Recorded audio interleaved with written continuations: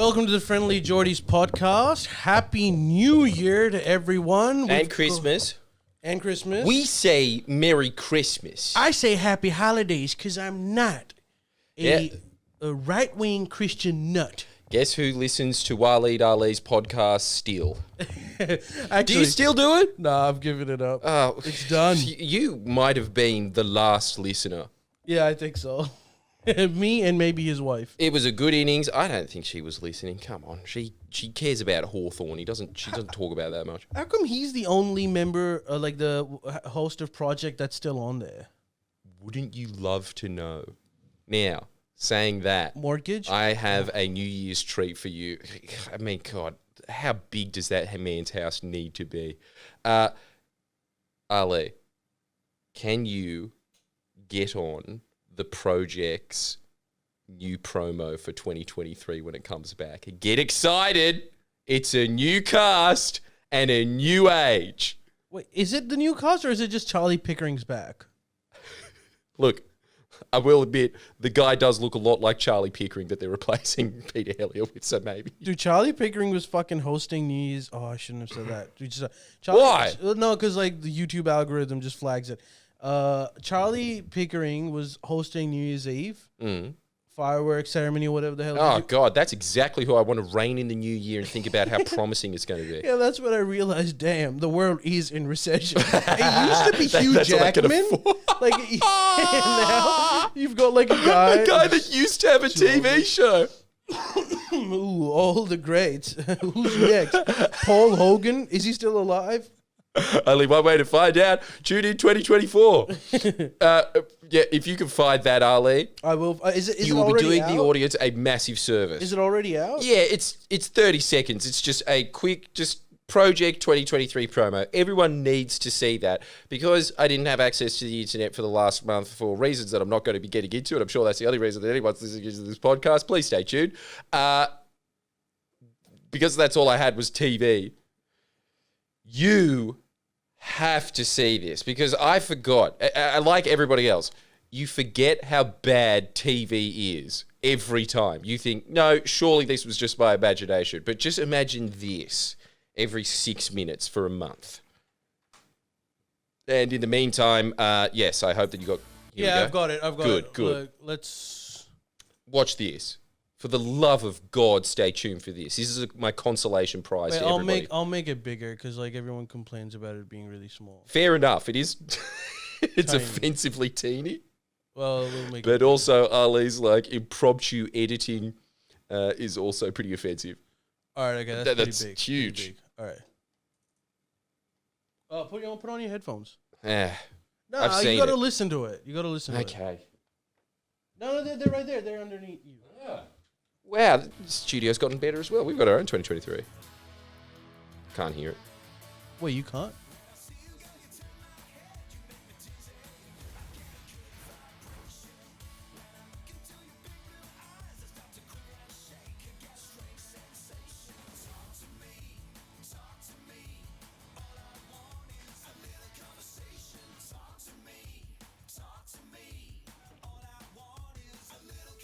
Oh, he's back. Look at this. Get ready. Holy fuck. Oh my god. The only skill he has. Ah. Join the conversation here at the project. Oh, Oh, the papers. I'll be joining the conversation. Get pumped. If there's one thing that you can't say about that, that is a show that has definitely not passed its heyday. Look, we're gonna have to react to it when the show actually comes out, but I'm not really looking forward to it. Well, you speak for yourself, Ali. I've never been more excited because then I went back, and I'd go and get like the internet off some dongle or something and go to some corner, right? And then I like while I was doing, I should have been doing things like my taxes and stuff. I just went back and looked at promos of the project after the last 10 years. And my God, you can see the promo in exact alignment with the audience dwindling. Really? Absolutely. They were better back in the day? Let's just say this. they weren't as lame. Don't you like? Could you pick? Could you, if somebody said to you, make something that is more corny than that? I don't think you could do it. Hey, what about that fucking song that Kevin Rudd and Joe Hockey did? I stand corrected. That was pretty sad. That was pretty sad. But here's the other thing as well. I talked to Kevin Rudd about that. He was visibly ashamed. Oh, really? When I brought that up. Because he was the prime minister at the time, right? No, he was about to be. Well, that because of explains Sunrise. it. That explains it. Well, that's the reason that he was prime minister is because he did that rap. It was successful. Absolutely, like he took one for the team. Hey, how was your New Year's Eve? Because the first segment that I wanted to start off with is some changes that are going to happen in 2023 that I think everyone should know about. But let's start off with, are you optimistic about 2023? Do you think things are going to get better, worse, same? For me? I suppose. Yeah, sure. The world's a beautiful place. Will you see 2024 or not?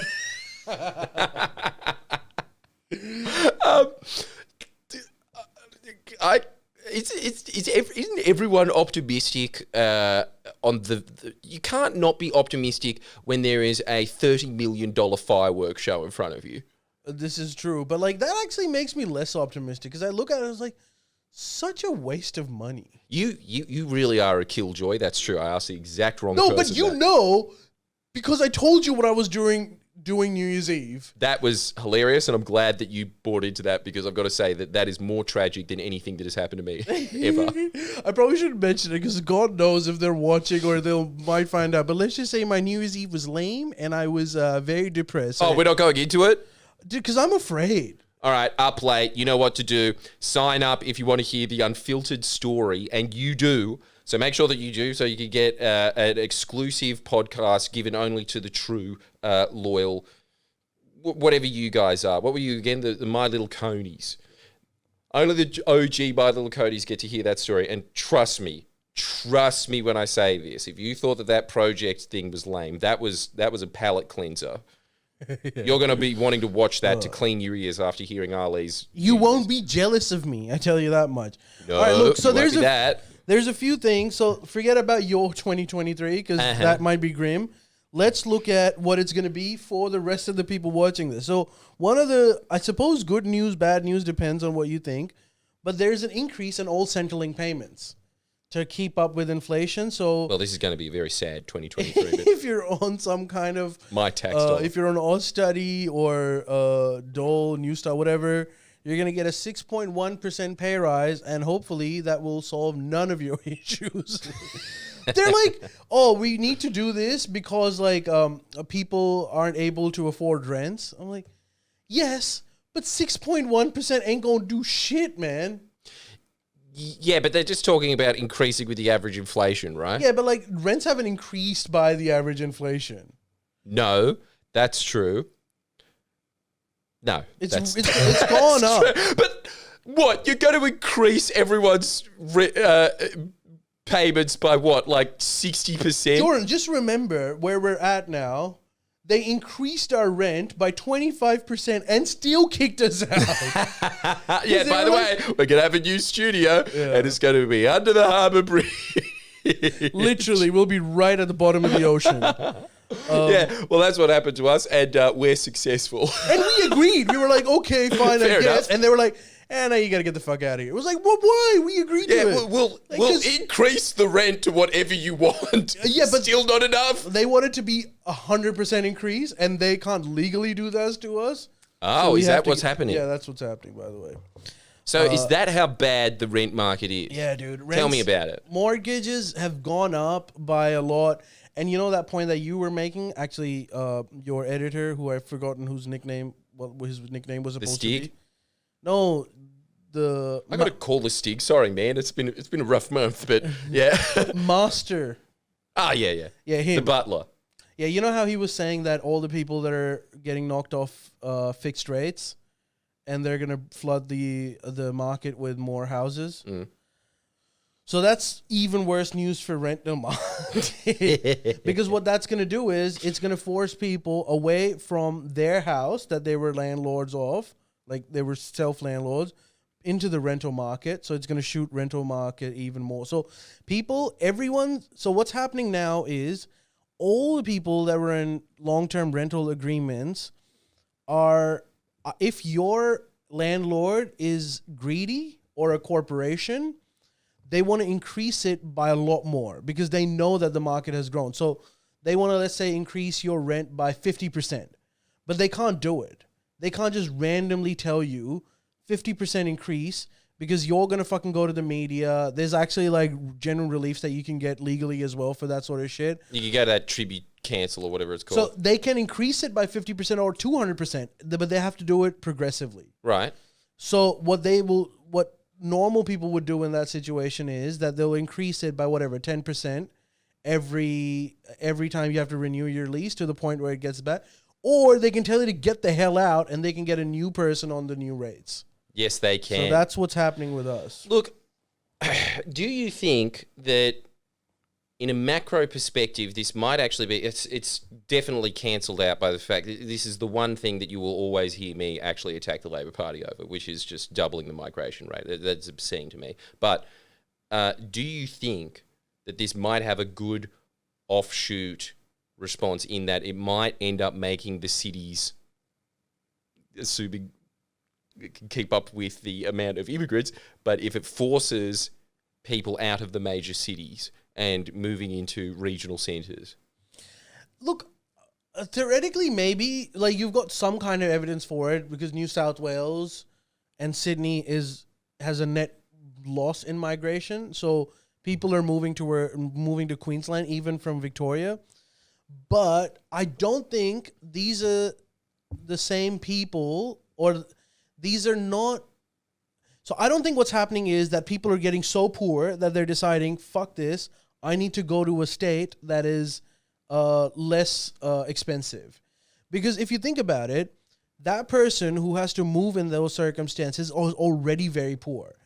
And the idea that you can move interstate with that kind of money is important. You need at least $8,000 to $6,000 to move interstate. Just because of the removalist. Just the removalist. Everything is so expensive to move from one state to the other. Beats rent. But if you look at like even rentals in let's say whatever you're going. Let's say you're going to Brisbane, right?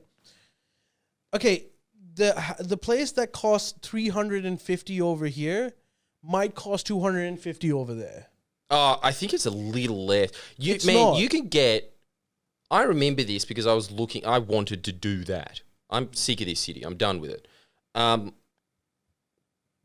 Mad view of Brisbane. This was during the increase in rents everywhere. Mad view of Brisbane. Bigger apartment than what I have. $350 rent. Well, $350 rent. So when you start getting into like this is the demographic that's actually moving to Brisbane. People that can afford to get that kind of an apartment. So if you're not a minimum wage person in Sydney and you're earning, let's say you're earning $60,000 a year, which is not a lot, but it's not bad. So you can still make your rents if you wanted to live in Sydney. However, things would get slightly tougher for you. If you move to Brisbane, then you can get an apartment. Let's say if you were getting an apartment that would be closer to the city, it would have nicer views within the same budget that you were paying in Sydney. Not a bad deal.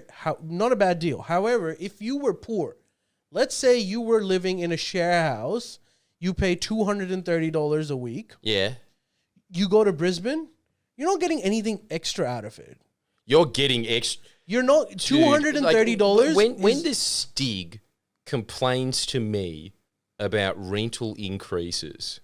Has he complained to you? Well, he doesn't actually complain. He just tells me about it, and I just sit there and be like, yeah, that's a pretty good deal, you son of a bitch. Like, it is. Having a share house in Brisbane is pretty much just like saying, I want to sublet Kevin Rudd's house.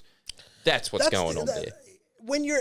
When you're bowling, yes. But not when you're balling. Think about it. If you're splitting the rent 6 ways of a Queenslander, a Queenslander, one of those mighty old prairie mansions looking over a plantation. Splitting that is a little bit different to splitting your terrace in Newtown.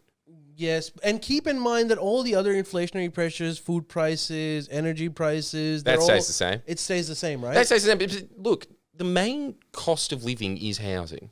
Yeah, That's it in Australia. But you know what else as well? I was looking into this because while I was gone, I was just thinking about it. I was like, I'm done with this country. Like I've never been happier in my life than when I was in South Korea. Shit. And I had this fantasy of just going back there, hooking myself into Blade Runner and just becoming like a robot hunter as a living, right? And I still really want to do that because I've accepted it. I watched one Japanese show on Netflix, Alice in Borderland, the live action. I was just like, that's right. They're better than us. And I wish that they won in World War II. And I was looking at that, and then I just thought, okay, that's it. I'm doing it. I'm gonna do it. And then I looked at the price of a house in Seoul, and then I thought, you know what? Maybe Sydney's not so bad. Seoul is appalling. Okay, you know the average price of an apartment in Sydney now. Even after all of this, everyone's complaining, it's obscene, yeah, whatever, it's 700,000. Quit your moaning, you babies. It's 1.4 million in Seoul, Australian. Double. An apartment. Double. Yeah. An apartment. Well, it's not double. Come on, it's close to 1.4 million here too. Okay, Ali. If you've got like a view of the city or whatever, but we're talking about the average. So those old Soviet blocks that they built when it was still a dictatorship, out in the outskirts, it's not even in Seoul anymore. That's 1.4 million. Those $700,000 houses that are just your Holsworthy special. That's the 1.4 million one. You want the Oppa Gangnam Style life, you better be the guy that made the song Gangnam Style. You better be Psy. That's your only way of getting it. Shit. I know. Isn't that obscene? Well, I mean, come on. Seoul is a huge fucking metropolis city now. It's so affluent. Yeah. Like, it makes sense. But it's not. You can't compare They have it worse to, wages than we do. Yeah. They have worse wages. No, not by a lot, though. Not by a lot, but remember, there's a lot more. So if you're distributing that amongst, 60 million as opposed to 25 million? I see what's going on over here. What? I think this is my understanding. If your house gets firebombed, you start hating the country that you live in? Is that is that how it goes? Because I still like it, but my house hasn't been firebombed, so like I don't know. You still call Australia home, huh? If my people's houses that would get firebombed in Pakistan, they would want to leave too. Yeah, checks but out. I think Checks fucking out. I suppose. I think you've cracked it. All right, so here... I'm telling you what, though, dude. Like, I know that I'm just going to, like, ignite all of the weebs' passions when I say this, but there is a reason that there are weebs. And I think it is just becoming more and more mainstream, and it's not even happening anymore. I think most people do just accept that it is way better that you can buy hentai at the train station. It's a better society. Yeah. It's like, yeah, okay, there's all of these, I don't know, like restrictions and codes of honor that you have to go through, and everybody like hates their life more. But my God, they run a society well. But wouldn't you miss bunning snags? Let me answer that. And I know that this is now because, like, look, I've become a lot less patriotic in my sabbatical when I've reflected on it. I think I'm on board with you, Ali. Bunning snags are pretty shit. Damn. They're not that good. They're not that good. The ones in your footy were way better, and that was cooked not even by a mum.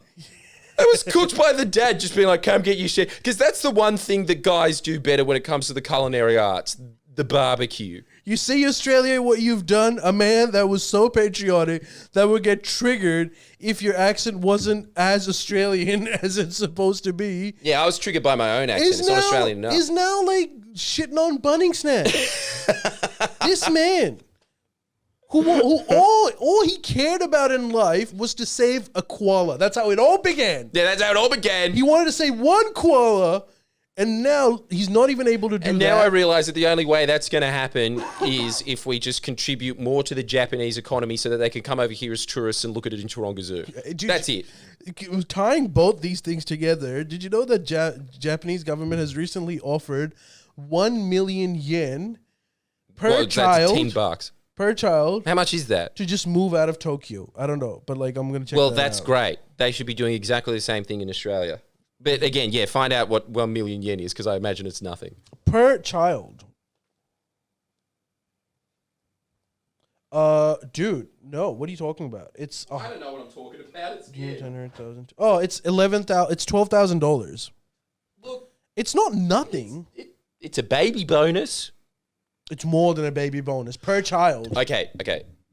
Ali, are you ready to get into red pill territory? Mm-hmm. Get ready to cut the transmission just in case this gets too red hot, too red quick. I was talking to Christo because he was just looking into it recently. You know that assassin that killed Shinzo Abe, the former Prime Minister of Japan? Yeah. You know that public sentiment is with that assassin? I'm not surprised. You're not surprised. I mean, I am surprised. Don't get me wrong. However, don't you think that if today, don't you have it? No. Don't you think like if today Joe Biden, God forbid, was assassinated, like more than half of the country would be like for it? It's just dude, 2023. This time that No, we're I don't living think in, so. There would be a strong contingency of people that would be very happy that Joe Biden was assassinated. I don't think it would be 50% of Americans. And this is more than 50% of Japanese people. Yeah, but like I'm just saying, like pretty much every country that you look at is so divided now. No, this is not. If This is something because we're just used to. You're used to both the West and the West in the 19th century coming from Pakistan, but it's so true. Get over cricket. But the Japanese, the reason that they did it is because this is how their culture works, right? He kills the Prime Minister of Japan, and the average Japanese mindset is, well, he must have had a damn good reason to do that. Whereas in the West, when someone does something like that, and rightfully so, because I think that that's anyone that's ever done like some mass shooting or something like that, you just think nut, right? Because in the West, they are a nut. In Japan, that is not the case. And so they went and looked at that guy's manifesto, and they were just like, he's making some good points. And now they're just like, hang on a second, Shinzo Abe was fucked. Dude, And they just don't want him to have a state funeral anymore. And they think that the guy that's in jail now made the right decision. And like, he's in jail, but like, I think the general consensus is kind of, it was most honorable. damn, that's some real red pill, but It's a red, like they think about because it things is so 'cause if you think differently about to it, us. Japan is a society of nuts. Are Like, they they're or are they? geniuses, but they're nuts. Like, You're gonna have to. okay, You're gonna have to clarify Like, the nut. only in Japan. Have you heard that story? That one fucking Japanese guy who was in an island during the Second World War and never found out that Japan had surrendered and kept fighting until the 1960s. Yeah. And still wouldn't come back when even Japanese people were like, hey, It's over. the war's over. He was like, no, I need to listen to my manager superior. Yes. And only then I Yes. will stop fighting who, because there was no one there. It was just a fucking empty island. And Japanese people look at him as a hero.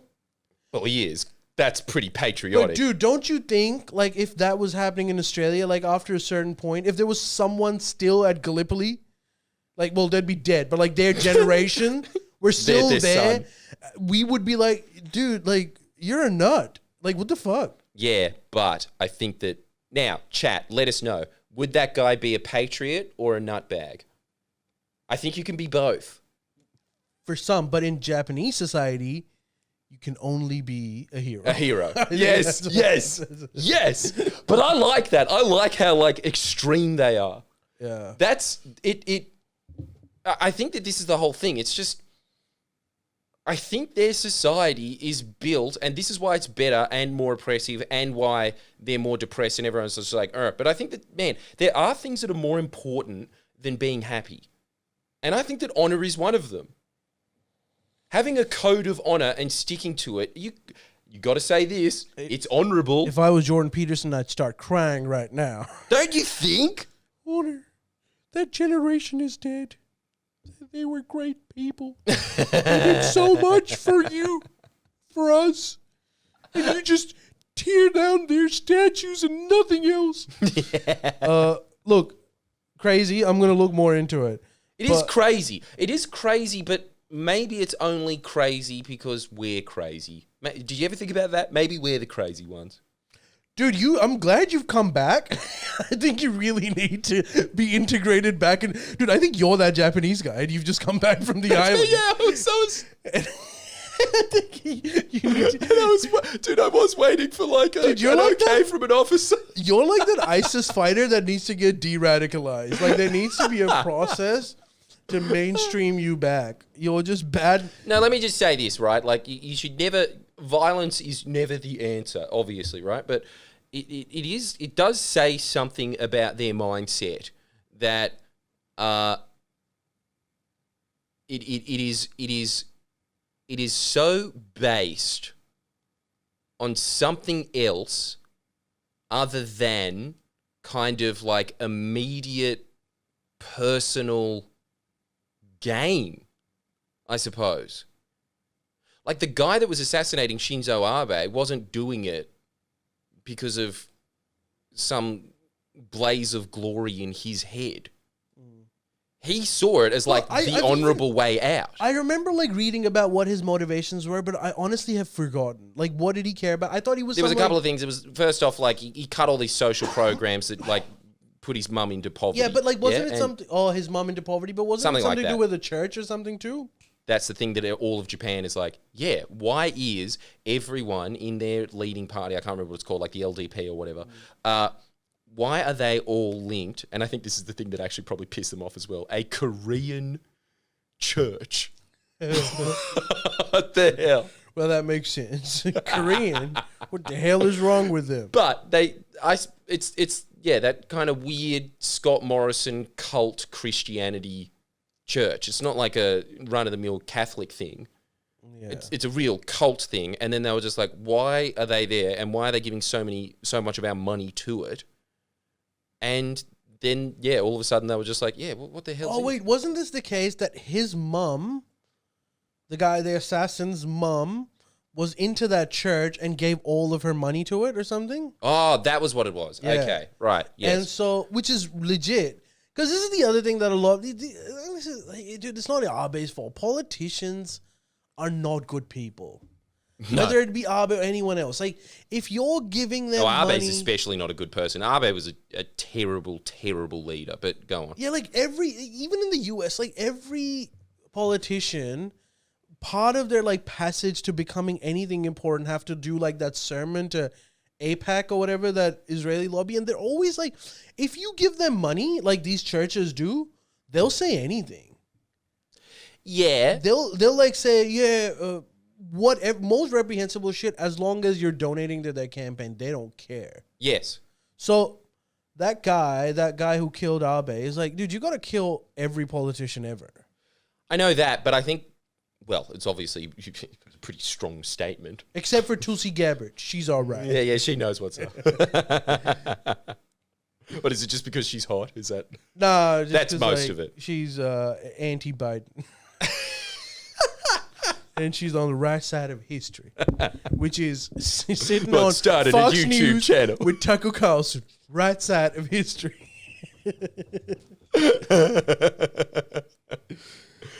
You gotta pay this. Like I was arguing about this with an American, right? And we pretty much agreed on everything, but I just wanted to. He would not concede this point, and I was like, just admit it.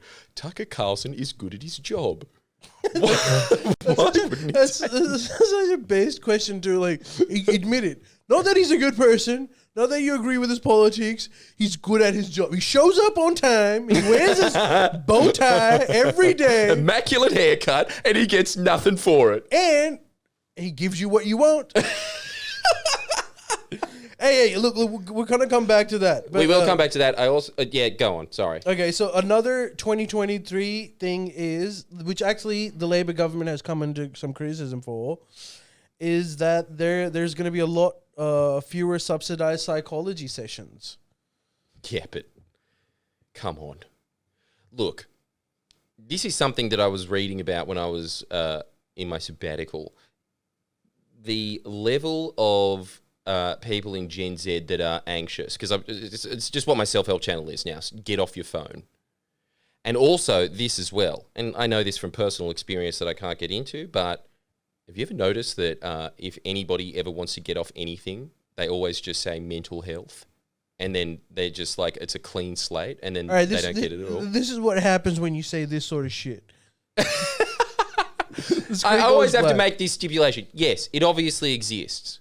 But it is not. It should not be, and is not a controversial point that it is like way overdiagnosed. Yeah, and like look at what like Spanian said on like getting a housing commission house. Right, this is for people that are supposed to be fleeing domestic violence situations and are homeless. And he's just like, bro, you just go in and then you say like, oh, I'm heaps depressed, I can't go on, bro, and like they can't say shit because like it's in your head, so you just say you're depressed, and then like that you get a house in the North Shore, you can trade it if you want to live closer to the city with someone else or whatever, it's all yours. Hood logic. It's like, dude, people do game the system. Some people game the system. It's also like, I don't know how controversial this point is, but like we're really over-prescribing medications. Yeah, that should not be and a controversial children. point. It's like, yes, people do have these, people do need these medicines, but they do not need them in the quantities that they're being prescribed. And at the ages that they're getting it too. Yeah. Like, I don't know, but look, I'm not obviously as knowledgeable about this topic, but like, there's got to be something up when you're like prescribing a fucking 7-year-old kid with. That's the big thing. You know how there's always just this thing of like, gender surgery when you're 5 and stuff. It's like, dude, there's like 6 people on Earth. The big thing is drugging kids. Yeah. That's huge. Smash. And just being like, oh, my kid, because I never take it to the park, just like is like a dog in the backyard and keeps barking all the time. Can you just drug it so it doesn't do that anymore? And then a doctor will be like, yeah. You'll find a doctor, they'll say anything. Like, remember when Trump found that guy who said he was the healthiest person on earth? Yeah, of course.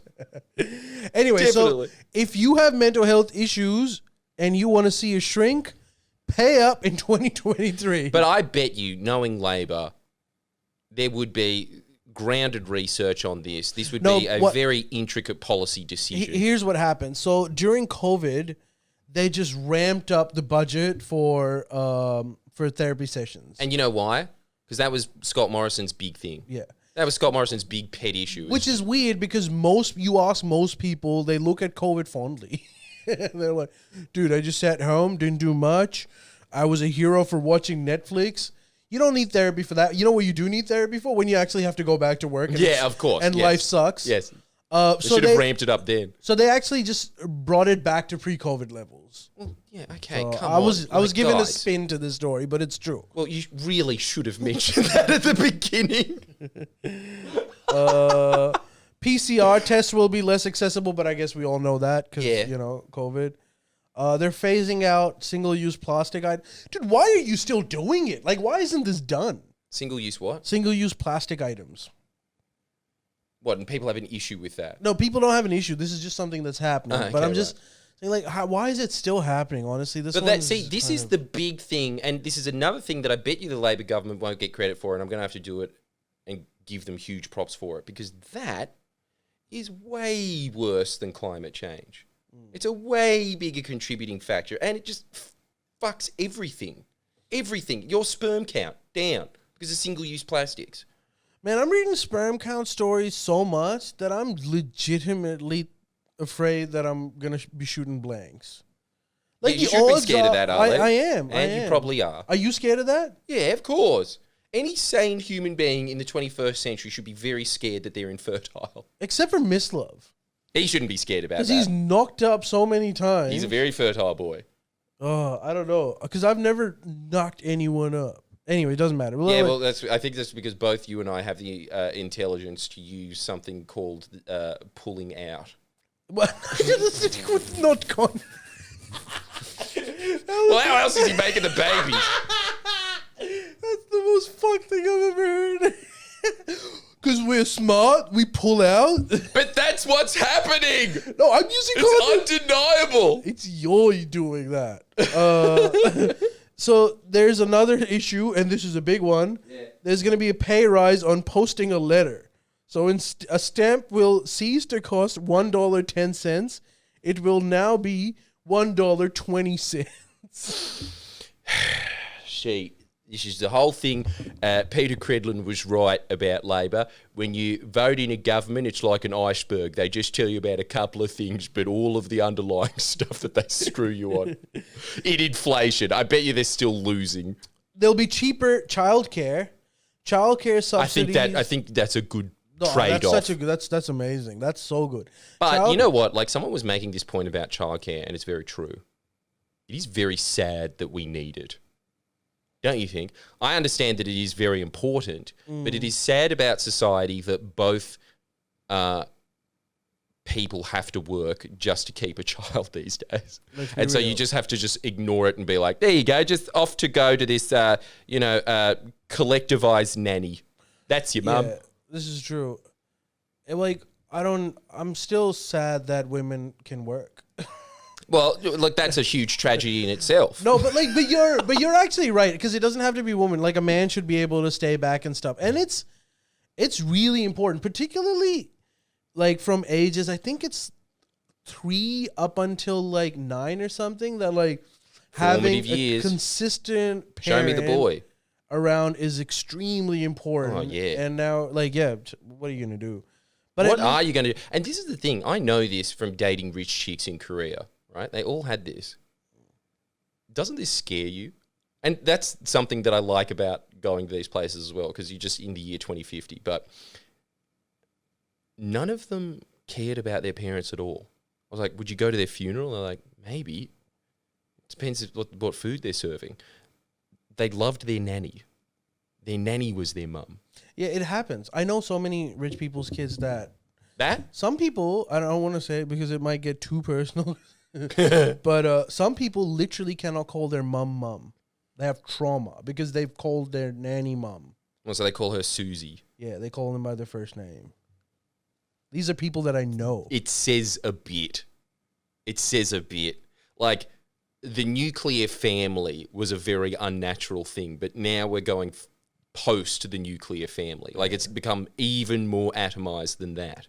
Dude, I remember like when I was doing my undergrad for one of my first courses I was doing economics at the time, microeconomics. The professor was explaining to us the concept of opportunity cost.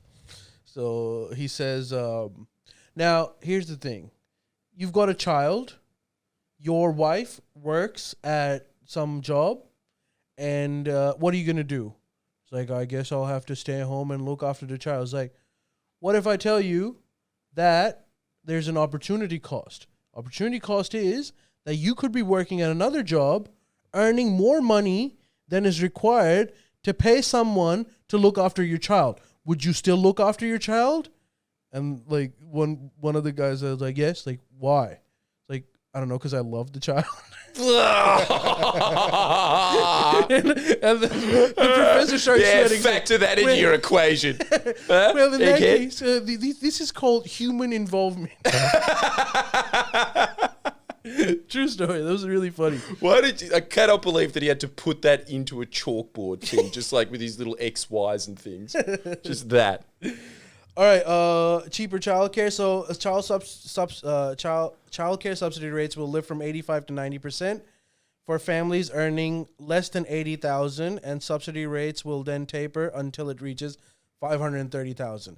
I'm actually kind of pissed off that you could be earning $500,000 and still getting. You don't need it at, let's just say, $150,000. Yeah, exactly. Yeah, that would be, or like, you know what you should. I would much rather they just make it free for everyone under 200,000 or 150,000. Yes. And then just standard rate for everyone above that. But then again, how many people earn $500,000 a year? 8. Dude, a fair few in Australia. I And tell you also, that much. how many of those people that are earning 500 grand a year are having kids? I suppose it wouldn't actually burden the taxpayer. They're the ones that are getting like those genetically modified kids. Yeah, they're getting genetically modified kids, and they're probably genetically modifying the nanny to custom that child. And here's the news of 2023, which I think everyone wants to know. Queen's birthday, public holiday, dead. Now we get Bloody Labour. King's birthday, Oh, okay, that's not bad. which is not on the standard Queen's birthday. It will be so from now onwards. November 14, which is King Charles's birthday, is going to be a public holiday. Yeah. See, I told you there's benefits to keeping the monarchy around, guys. Yeah. Now that we've done a recap or like what we look forward to, can we do memes from the third world? We can do that. I'd just like to get this on the record. I don't know if anybody's ever said this before. You don't know if you know this, but like I really like the royal family. But go on. Yeah, well, like you've made that abundantly clear. Oh, okay. Well, Guess who's not looking forward to the Republican vote? but Princess Kate just looks so good in her dresses. Hey, maybe wear these headphones then, Jordan. Yeah, I'll give that a go. Yeah.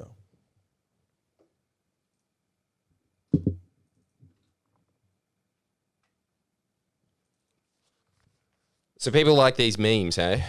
Yeah, I think Memes are I get taking a lot the net of, by a storm. lot. And in fact, like I'm gonna run out of these. So those people that are listening that you think have funny memes that you want to share, Yeah, just send Then us send- memes that send you it think to are us. good. مستراح شرينا لنا شامبو جديد.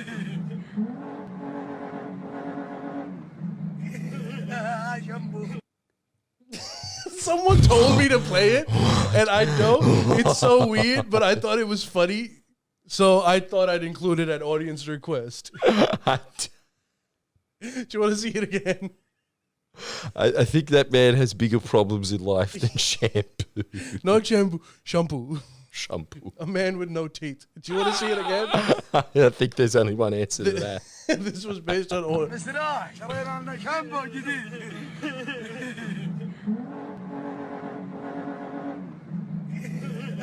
شامبو.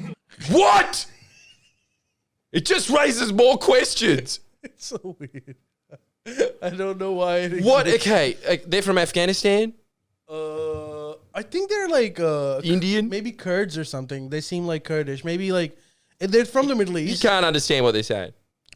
Dude, they're speaking in English. Shampoo. That's it. The There was shampoo. nothing else. Oh wait, no. Before that, yeah, no, I don't know. But they're definitely Middle Easterns. I think they might be like Kurds or Iraqi or something of that sort. But Yeah, well, I might guys, be wrong. curd your enthusiasm on Head and Shoulders. It's not that great. Okay, here we go. Next one.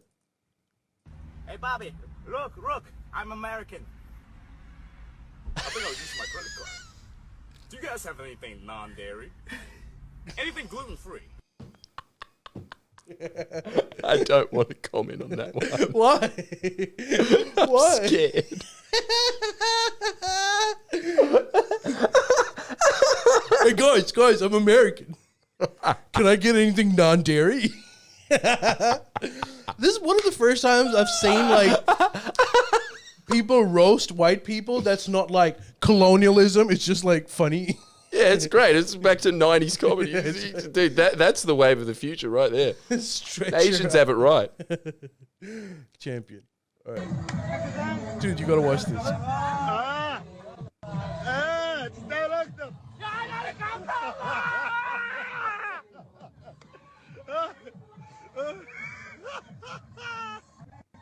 مغلبني بقاله 6 سنين بصلح في امه.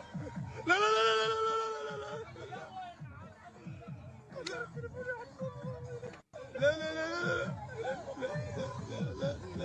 لا لا لا انت طيب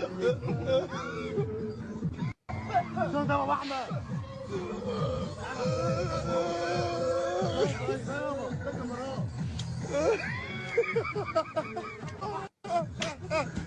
Do you know what's happening? I don't know what that last bit was. Was that his react, was it? He was not amused. So you know what happened there, right? He got a phone. Well, he didn't. Oh!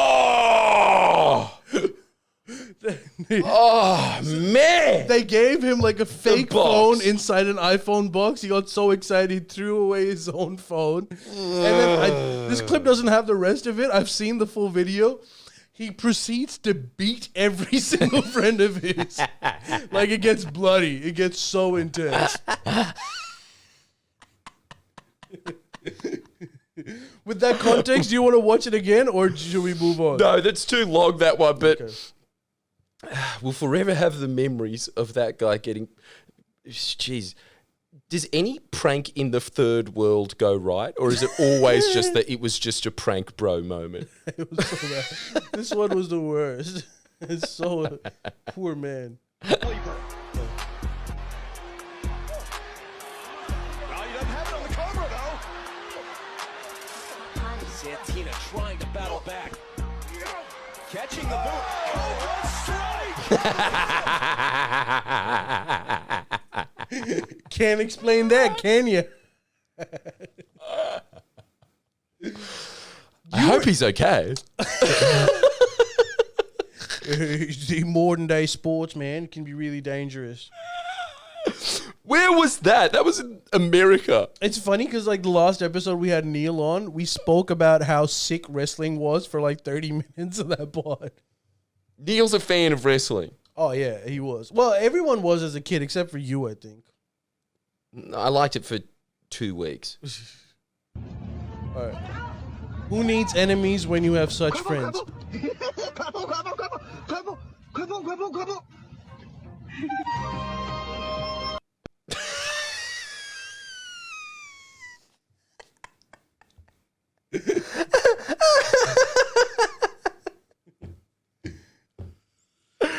So, dude, what would you? I feel like we're missing out. Like, this is the whole thing. All your modernity, all it does is stop you from really experiencing life at its rawest, which I think is just getting beaten up a lot.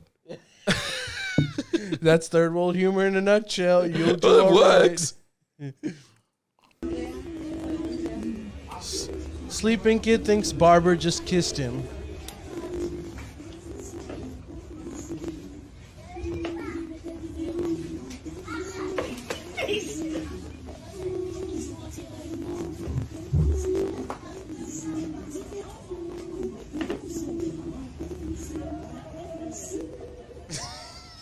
Dude, That was a funny. scary kid.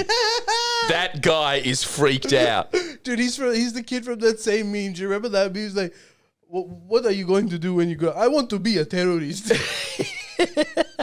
you remember that kid? Death stare. I don't want that kid growing up. That kid's trouble. I want to be a yes. That kid, either that or really homophobic. Let's be real.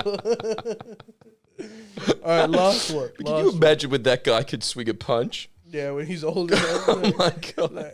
It's not going to be that guy with the fake phone. It's going to actually really hurt his friends. Thank you very much for giving me this.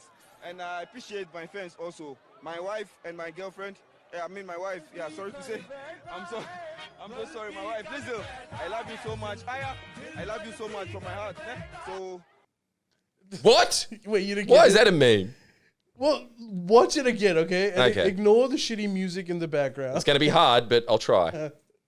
Thank you very much for giving me this. And I appreciate my friends also. My wife and my girlfriend. My wife. Yeah, sorry to say. I'm so sorry, my wife. Listen, I love you so much. I love you so much from my heart.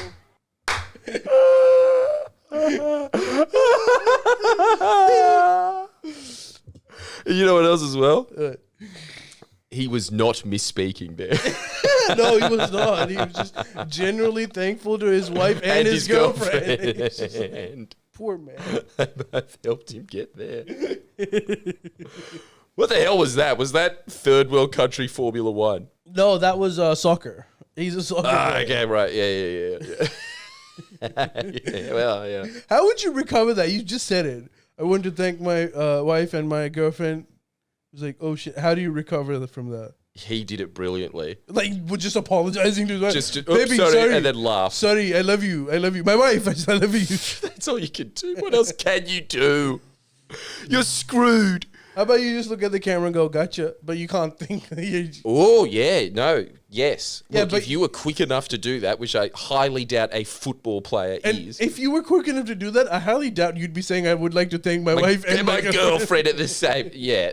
You're not going to be that stupid. No way. On TV. Someone just said you'd have to say, I meant to say good friends, not girlfriend. Yeah, true. And maybe you could also just be like, I meant girlfriend in the way that Sex and the City uses it.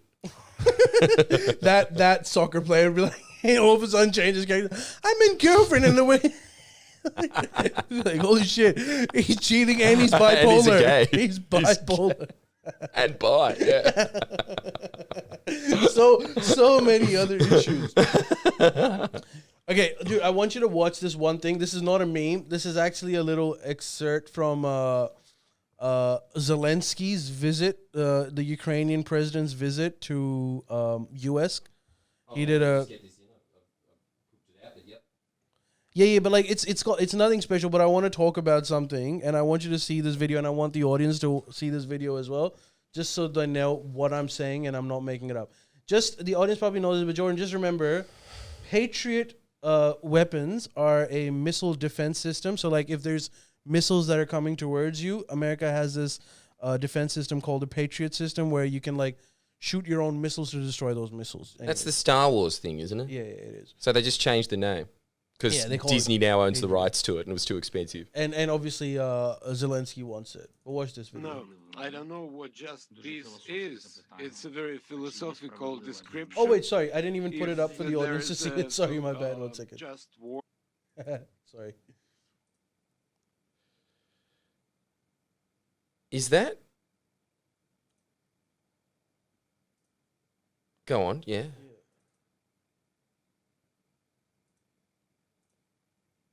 Is it's a very philosophical description. If there is a just war, there can't be any just peace in the war that was imposed on us by these. I don't know how to describe that because we are in the White House and I can't find the proper language. So these inhumans, I would say. And President Zelensky, you have made it clear that he is open to pursuing, well, let me put it this way. He's not open, but you're open to pursuing peace. You're open to pursuing a just peace. What's going to happen after Patriots are installed? After that, we will send another signal to President Biden that we would like to get more Patriots. We're working. That is our life. We are in war. I'm sorry. I'm really sorry. That is my appreciation. How the U.S. calculated the escalatory effect of sending a Patriot missile battery to Ukraine. I did not discuss that at all with the president, but we do not. It's a defensive system. It's a defensive weapon system. It's not escalatory. It's defensive, and it's easy to not. And we'd love to not have to have them use it. Just stop the attacks. All right, okay.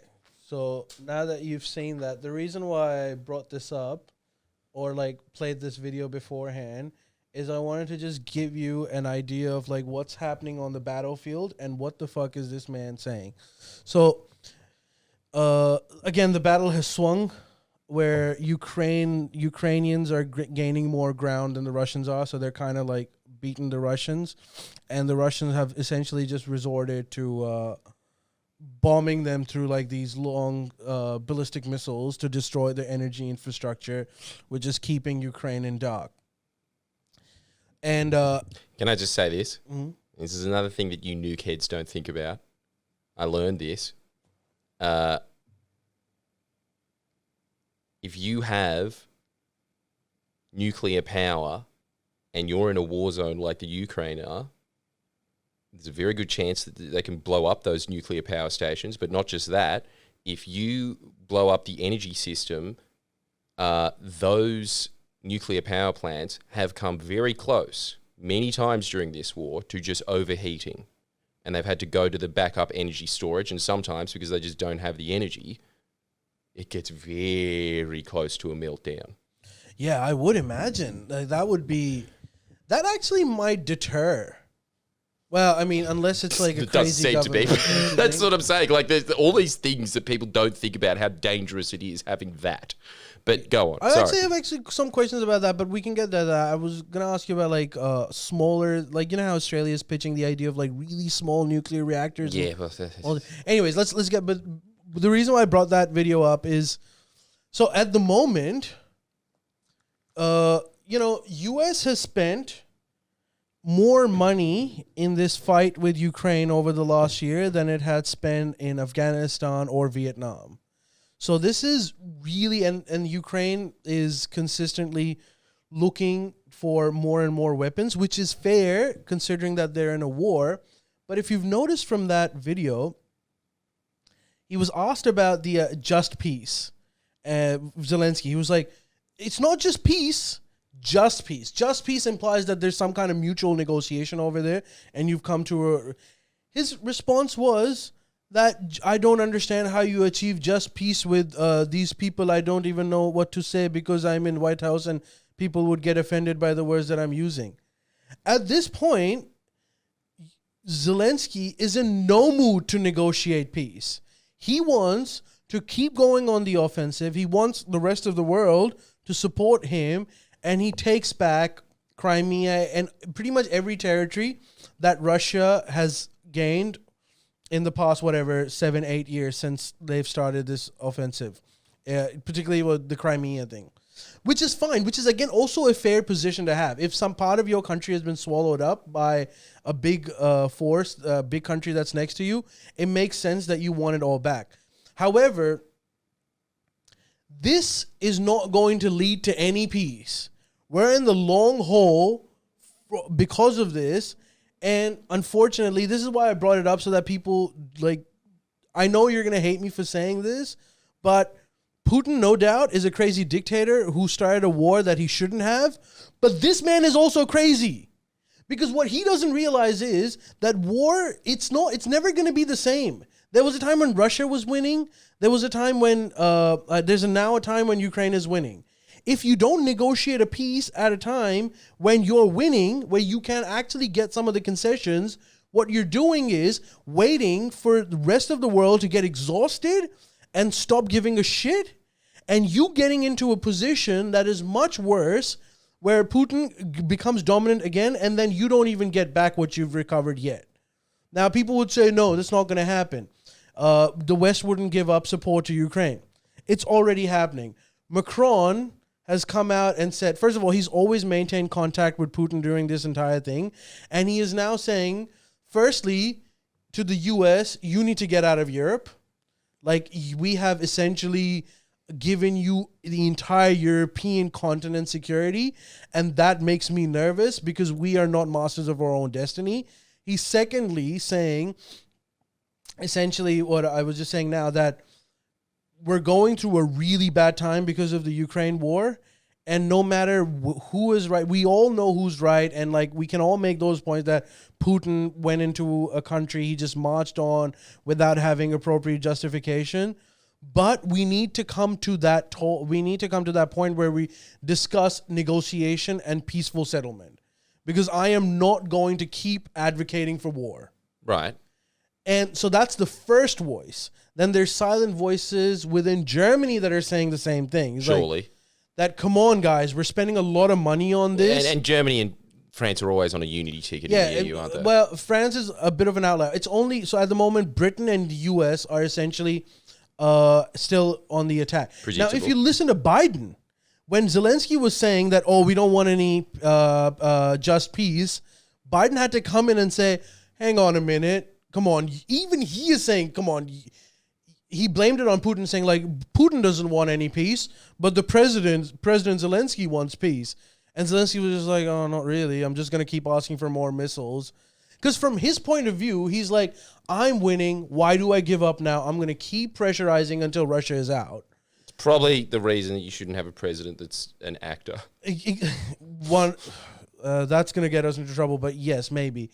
And Biden, and the other thing is, like, now he's asking for, because Russia, because it's, winter season, right? So there's war season is going to begin in about 3 months. So Russia is just hitting them with like these long range missiles. Oh, is that why they're losing?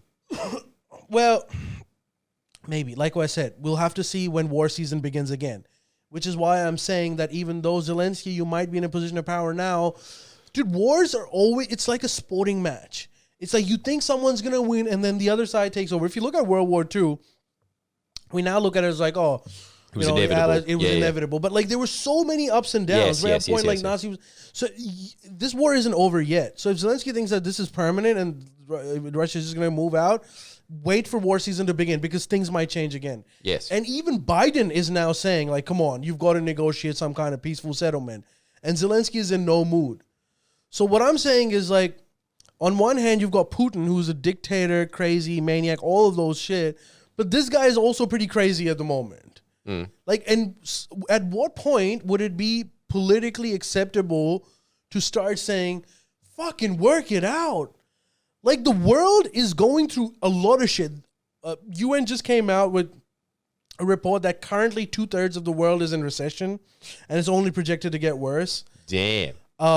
Energy prices and food prices is really putting pressure on the global south or countries that are energy and or countries that depend on import of energy and countries that depend on import of food.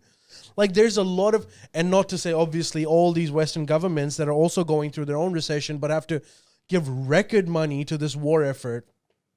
And on top of that, risk now Zelenskyy is not just asking for, defensive things like Patriot is although a defensive thing, but now he's asking for his own long range missile system that can go in deep into Russian territory and destroy their energy infrastructure, which he says is going to deter them from doing that. Might be, but you might actually lead us into a fucking world war because that at some point when Ukraine is firing long range missiles deep into Russian territory, Russia's going to react by maybe attacking some countries that are providing Ukraine with the weapons. And it's not going to start off with Britain. It's not going to start off with France, but it's going to start off with maybe Poland.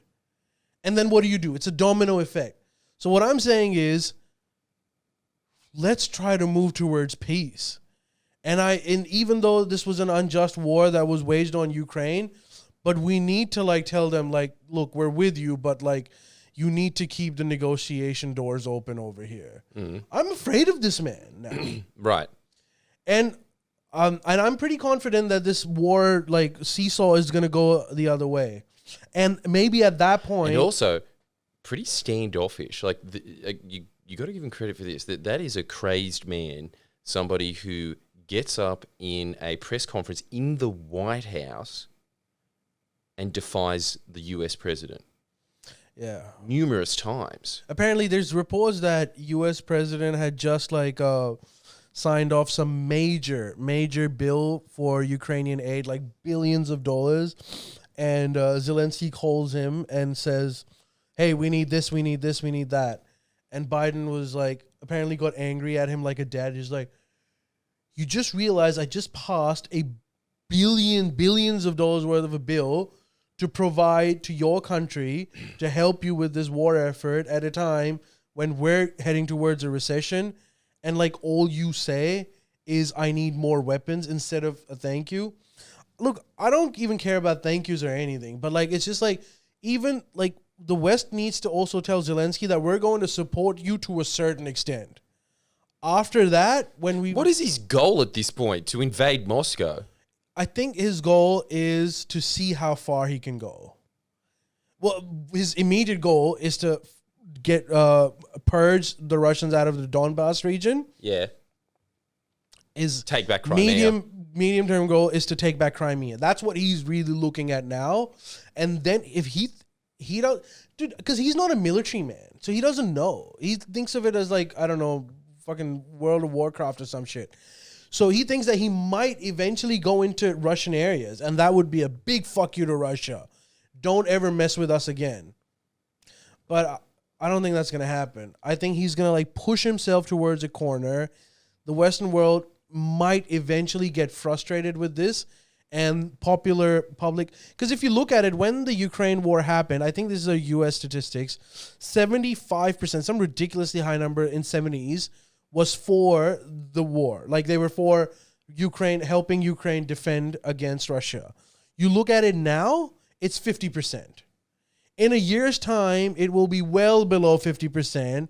And then the aid towards Ukraine will reduce, but Russian anger towards Ukraine will only increase. Yes. And then we're looking at some crazy quagmire situation where we could eventually go into World War III. Well, I don't think that that's going to happen. It can. It really seems can. like everybody, this is very interesting because usually I always expect the US to take a very insane measure. But this is why I like Biden. I do think that he is sane. It seems everybody except Ukraine and Russia seem to be making very sane points. But Biden... Like, I get Macron's position, and I get Biden's position. I get Biden's position. Biden is the perfect person to be in the position that he is in right now. Let's just say this. It probably wouldn't be the same with Trump. It definitely wouldn't have been the same with Trump. With Trump, who knows? Maybe he would have sided with Russia, or he could have just... Yeah, who knows? And he probably would have just flipped back and forth, just be like, oh, to the deal. But what you don't want is someone like a Bush in this situation. No, because you Bush do not. would just keep going against Russia. Biden is a dove, which in certain situations is bad, but in this situation is probably a good thing. However, American political establishment is not a dove, and they're pushing hard. They're like really... In fact, if you look at the reporters after this conference, instead of being like, hey, Zelenskyy, what's your end plan here? Ideally, what are we looking at? Like, how do we eventually stop this war?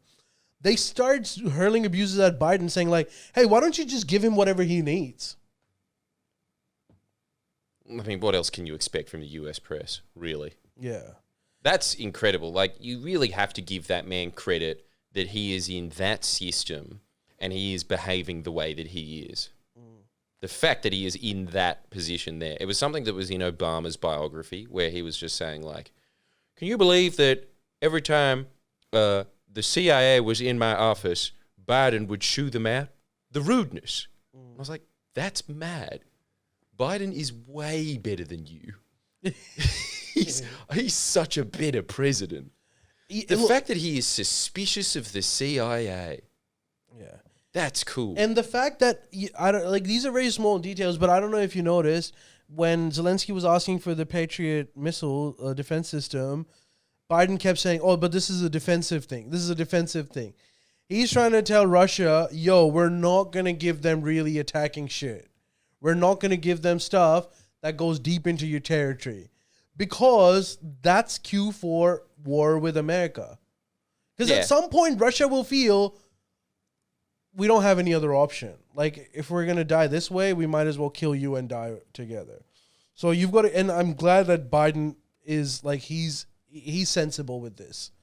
He seems to be really sensible because that's the other thing. Everybody's always saying that the propaganda in Russia is that they're talking about nuclear war, the madness. That's like, Vladimir Putin is, preparing his population to be okay with dropping nukes. It's exactly what North Korea does. They just do it as a message to the US. That's what it is. It's not a message to his people. It's a message to the US. Yeah, but like, dude, imagine this way. Putin is already in a corner. If he feels in normal society, like some place like Australia, let's assume we had nukes, right? At what point would we be willing to use those nukes? We would only be willing to use those nukes if we felt that we are doomed, that we will be attacked. There's nothing, Australian society would collapse. Like, if we think that there's no way out, even a country like Australia would use nukes. But in a dictatorship like Putin's Russia, it doesn't even have to get to that level. It needs to get to a point where Putin thinks that I have no future, that my regime has no future. If he comes to that point, he might start using tactical nuclear weapons. I just don't think so. I think that... You think Putin would be fine with, like, going home? He'd be like, all right, I tried. I'm dead. Gone. I think that most people I think that everyone is sane enough not to use them. Well, actually, now that I think about it, Kennedy wasn't. But now that the results are in, I honestly don't think that anyone currently is, because this is the whole thing, right? I don't follow the Ukraine stuff. I don't follow the Russian stuff. But what I see from both sides, apart from the posturing and stuff like that, it seems to be a pretty rational war.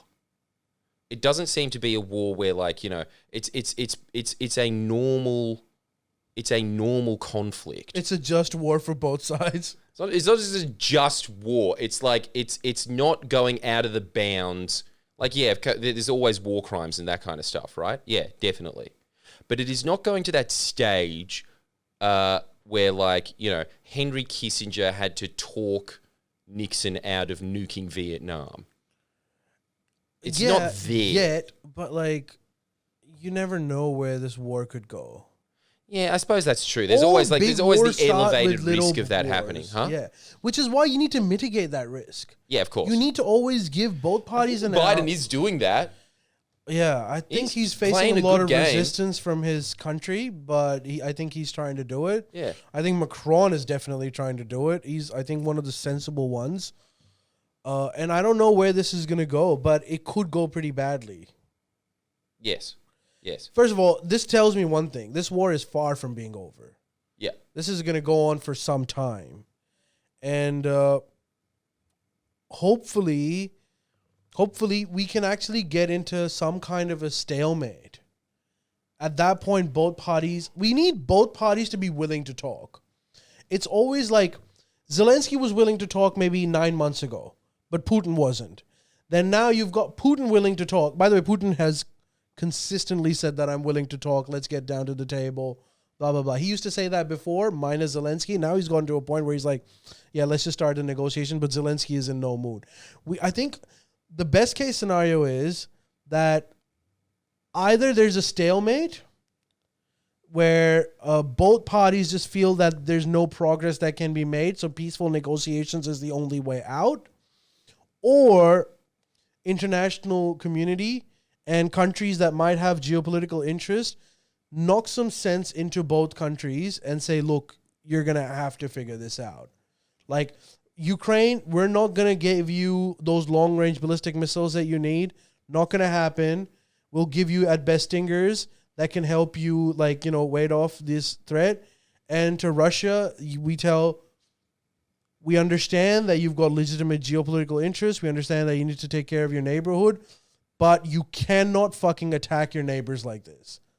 And so one of those two things need to happen. Yes, but it seems like what is happening is it's just naturally moving towards that, because probably the US is just going to retreat more and more of its support of the Ukraine. And it seems like it's getting to the point. I mean, it wasn't this always the case with the conflicts? It's like, yes, okay, Zelenskyy is the face of this war for sure, but this is a war that is really getting carried by the Europe and the EU. But America's spearheading it. So imagine in a scenario where 2024... really, they kind of just turn off the tap and then negotiations start. Macron is one of his biggest complaints is somehow, along with all of this, we've outsourced our entire security back to America. And we have no call. He's saying, I don't think I'm even in control of the destiny of this country anymore, because... So he's convincing all the other European countries to really step up, build up their military, and part one is that, and part two is tell the U.S. to fuck off already. So now the other thing is okay, what you're saying, it seems to be going in that direction. Let's flip it around. 2024, Republican president comes in.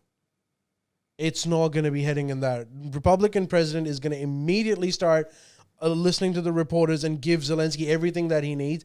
Maybe they even give him long-range missiles that go into Russia, and then all bets are off. Anything can happen at that point. Having said that, I don't think that they're going to be winning in 2024. Well, we'll see. Hopefully not. I'd rather Biden be there than anyone else. Yeah, so same here. But yes, I do think that they're a spent political force. I think it's over. You reckon? I think it's a one-party system at this point. yes, okay, they're always going to have that massive block. They might be able to retake the Senate and the House, but I think that it's just it's too tilted against them now. There's something to hit them over the head every time with, which is that they're a threat to democracy thing. Well, this is a side point, but like, do you remember they used to say that in 2016 before the Trump election? They used to call it the blue wall. The blue wall could not be penetrated. Yes, and they used to say the era of Republicans is dead. But and it ushered in a new era. But man, not really. Yes, they did win, but by the skin of their teeth, a strange anomaly of circumstances happened. The general trajectory is that country keeps getting bluer. Like it's like with everything, right? Like there's always just like those kind of like regressions back. But the general trend is that like it really is just becoming a democratic nation. A Democrat nation. Hopefully. I think that would be better for the world and world peace in general. I do think that, you know what, actually, this is something that I was thinking about. Isn't this a great time? In general, I actually am pretty optimistic about 2023. Lula's in power. Britain had to get rid of like one nut job very quickly. It looks like Labor's in for a win for the next time over. We've got a Labor government here. Biden's there. It seems like, in general, the world is the most sane that I can remember it being. Dude, apparently, what's his name? Bolsonaro? He's fucked off to Florida. Yeah. And he never actually officially handed over the reins. Never did a concession speech. That's all right. Trump. That's fine. Yeah. And he belongs in Florida anyway. He wore a lot of Hawaiian shirts. Well, look, it's really late. Some of our audience has also dozed off. They've gone to sleep. Fair enough. So we'll call it a night for tonight. And thank you for listening to the Friendlyjordies podcast.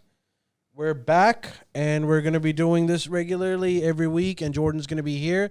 And it's not just it's not just a comeback for Friendlyjordies podcast, but it's also a comeback for Friendlyjordies in general. Yes. Welcome back. My triumphant return.